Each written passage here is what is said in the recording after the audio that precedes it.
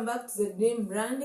Kipindi mezani ni Sports NC. Utakuwa na mimi mtangazaji wako Nora TP pamoja na Pablo Michael. Pablo Michael, karibu. Asante Sports Lady Nora TP. Mpenzi mtazamaji, leo tutaenda kuangazia mechi kati ya Argentina na Austria iliyochezwa hapo jana. Na mechi itabahatika kwa Argentina kupata ushindi wa 2-0 dhidi ya Austria. Mr. Pablo Michael, ulionaje hiyo mechi kwa upande wako? Mechi ilikuwa tamu sana, mechi ilikuwa nzuri, yani kwa sisi mashabiki wa soka kwa maana ya football lovers tulienjoy sana, lakini kwa wale mashabiki wa Lionel Messi la Purga walienjoy the most kwa sababu mtu wao alifanya wanayotaraji kuyaona kutoka kwenye miguu yake. Mechi ilipigwa majira ya saa 2 kamili usiku kwa saa za Afrika ya Mashariki. Ilikuwa ni June 22. Mechi iliyokutanisha Argentina versus Austria, mechi iliyopigwa katika dimba la AT&T Stadium pale host TX, dimba lenye uwezo wa kubeba mashabiki 105,000. Walioatendi kuhudhuria mchezo huo walikuwa ni 70,649 na referee wa mchezo alikuwa ni Omar aliyeamuru gozi la ng'ombe liwekwe kati pale watu walipoteseka na kufungwa. Na hizi ni takwimu chache kati ya zile takwimu nyingi ambazo zilipatikana kwenye mechi tamu kweli kweli, mechi iliyomkutanisha timu namba 1 kwenye renki za FIFA Argentina versus timu namba 24 kwenye renki za FIFA Austria. Hizi ndizo takwimu kwa maana ya takwimu zilivyokuwa. Kwanza full time 2-0 Argentina wakiondoka na ushindi mnono kweli kweli. Takwimu, Argentina alimiliki mpira 54% kwa maana ya ball possession, lakini Austria alimiliki kwa 46%. Lakini ukiangalia total shoot, Argentina walipiga mashuti 12 zidi ya mashuti 6 ya Austria, lakini kwenye upande wa on target Argentina walipiga on target 5, lakini Austria walipiga on target 1 pekee.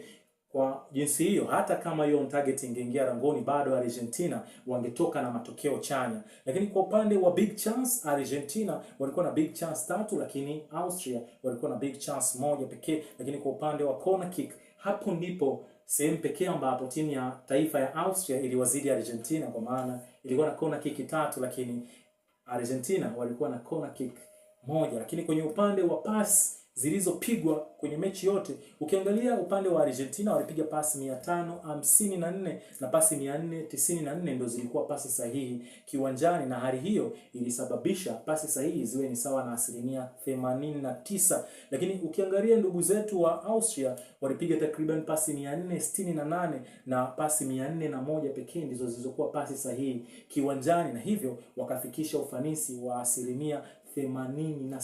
Na hivyo ndivyo takwimu za mchezo zilivyokuwa. Mr. Pablo Michael, unamzungumzaje Lionel Messi baada ya jana kuibuka kwa man of the match baada ya kufunga magoli mawili na kuipatia Argentina ushindi wa bao 2-0? I say Argentina ni moja ya timu kubwa, lakini wanajivunia sana. Messi ndo anawafanya wawe kwenye ule ukubwa ambao pengine wanauwaza kwa season hizi ambazo Lionel Messi la Purga yupo. Wonderful performance, though dakika ya 9 ilipatikana penalty na Lionel Messi akakosa penalty hiyo, lakini dakika ya 38 Lionel Messi kupitia pasi kutoka kwa Medina anayecheza pale Olympique Marseille French Ligue 1, Lionel Messi akaiandikia Argentina bao la kwanza dakika ya 38 na wakaenda mapumziko bao 1-0.